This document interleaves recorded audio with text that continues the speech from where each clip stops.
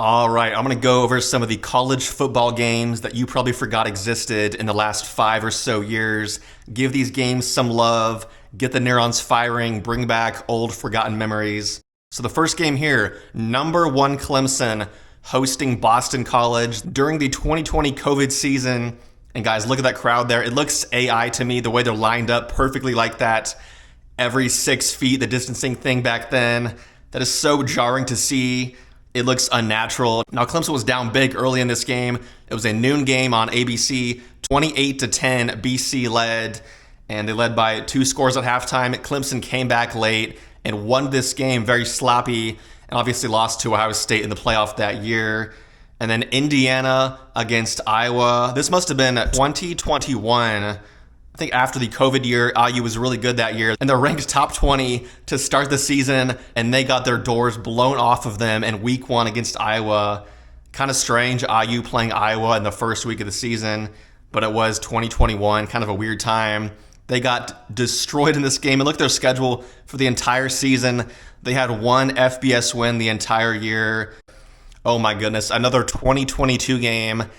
This game was high stress. I watched this one. SEC Network playing at Missouri, a night game. Their offense was so bad. Neither team could really get a touchdown in this game. But that Mizzou field goal kicker, I think it was like Bevis or something, he hit like 3 50-plus yard field goals in this game to give Missouri a chance. They led by double digits. In the fourth quarter of this game, 19-9 Missouri. It was sloppy, and then Stetson Bennett comes back late, gets 2 touchdowns. I think a turnover by Missouri. And of course, Georgia wins this game, continues the winning streak. It was so annoying to watch. Missouri deserved to win this game and flood the field. And obviously, Georgia, I think, ended up winning the Natty that year against TCU. Very frustrating times there. Oklahoma State against Central Michigan. Now, if you recall, about 10 years ago, Central Michigan won the bye game at Oklahoma State, pulling a big upset. Here they are playing again. A top 12 OSU team playing at home. They were blowing them out in the first half, 37-7, and then 51-15 in the third quarter. And guys, look at the final score of this game, 58-44. At one point in this game, they got within 1 score, actually, 1 touchdown. Ultimately, OSU won. I wonder what the over-under was on that game. 58-44 is Barnacles. And then 2022, Arkansas against Cincinnati. So the year after Cincy made the playoff, Desmond Ridder goes to the NFL draft. They really shouldn't have been ranked, honestly. It was kind of a weird low-scoring game for a while since he was within a touchdown most of the game, ultimately losing 31-24 at Arkansas. A very respectable game by Cincinnati here. You know, they lost most of their team to the draft after that playoff run. They come back, they're ranked early, playing at Arkansas. Luke Fickell, the Cincinnati Bearcat legend, but that was the last we saw of the Bearcats really at the national level. And then, oh my goodness, so going back to the 2010s decade here, 2019, Washington State, UCLA, Pac-12 after dark. This game was like a 5-hour long fiesta, just nonstop scoring. I would recommend, if you want to watch good offense, bad defense, go watch the highlights of this game. Now, I'll get some comments probably like, why are you not putting highlights in your video? That's not the point here. It's more of like a conversational, reminiscing on these games. You know, in my mind, a picture speaks 1,000 words of these games. You see the scoreboard, you see the game, and it brings back memories of that game. You don't need to see the highlights necessarily all the time. It's just for fun here. We're loose, we're casual, we're having fun. UCLA wins this game at 67-63. In regulation, no overtime, 67-63, 130 points scored in 4 quarters. There was no defense to be found here. Look at the stat lines here. Anthony Gordon, 9 touchdowns, 570 yards, and they lost the game. Can you believe that? Dorian Thompson-Robinson, remember the name? He was like a Heisman contender for a year. 5 touchdowns, 500 yards. Just an absurd fiesta there in the state of Washington. It was ridiculous. And then here's another high-scoring slug-off, slugfest, whatever you want to call it. BYU, Virginia.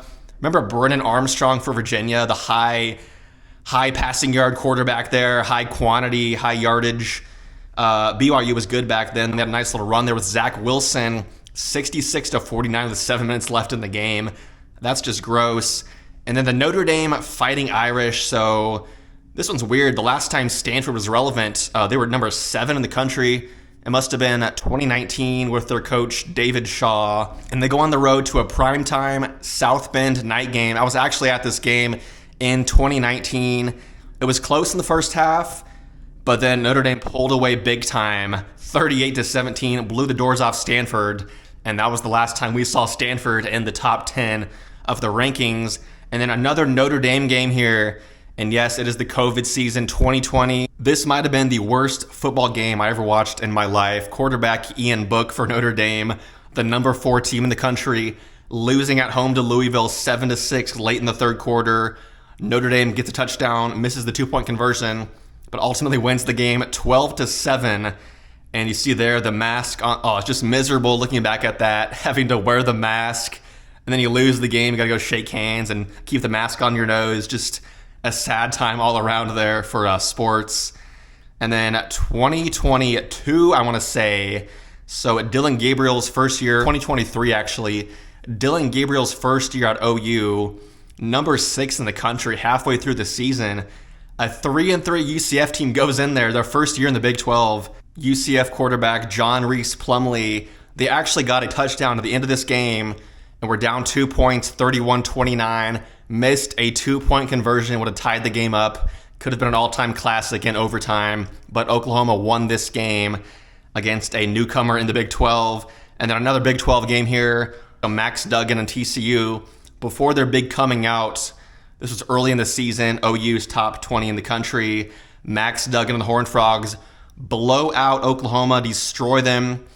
It was never close, and obviously they went to the Natty this year, and then it got blown out by Georgia, but that's besides the point there. A fun ride for TCU.